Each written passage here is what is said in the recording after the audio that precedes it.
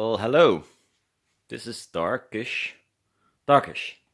I was playing with my big guns and I posted already on Facebook, but I was making a frame um, for these panels, and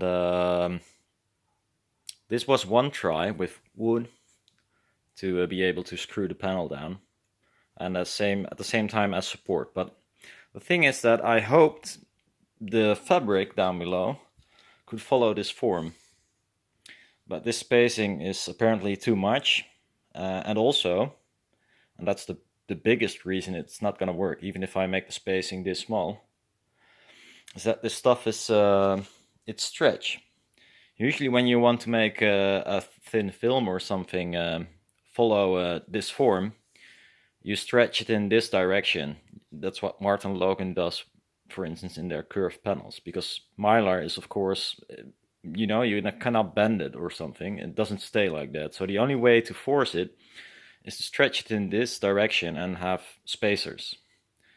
I wanted to do the same here, but even if I make the spacing really close, it stretches, so it will wrap around this corner and fall in a little bit here, and so it looks like shit.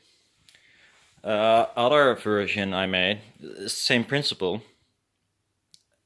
but I used a metal pipe, because this is very cheap metal pipe, but if you bend it, if possible at all, it's not possible because it's really, really rigid. You cannot compare it with frames of MDF or whatever. So I kind of like this idea, but mounting the panel to it was kind of a bitch, of course, because drilling in metal is not my forte, especially in round stock, which is quite annoying. So here I use some foam stuff in between, but it's not a proper solution. Also, when I want to remove the panel in both situations, I have to remove all these things, and well, it's gonna be a mess if I have to repair one or whatever. So I kind of made an in-between version, and it's not here, so let's walk around my messy stuff. It's a bit messy, I have to clean, but I'm sorry. It's this, and it's actually best of both worlds. So I do use the wood to be able to screw the panel in. If this is the panel, it will be like this. But when you wrap around the fabric, you will see this ridge of the panel. By the way, the panel will be this way around, but so there the foam comes in, which is isolation foam for this particular kind of tube, and it fits snugly around the tube, and it gives me here it gives me the ridge I need to clear the panel. So if fabric is gonna go over here, it won't hit the panel.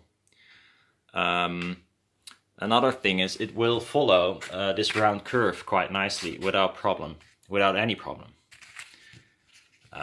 This is not so nicely cut, but this is just some pieces. It's not a frame, of course, but I was playing around with different materials to maybe being able to make a frame out of it. So it also gives you quite a lot of room.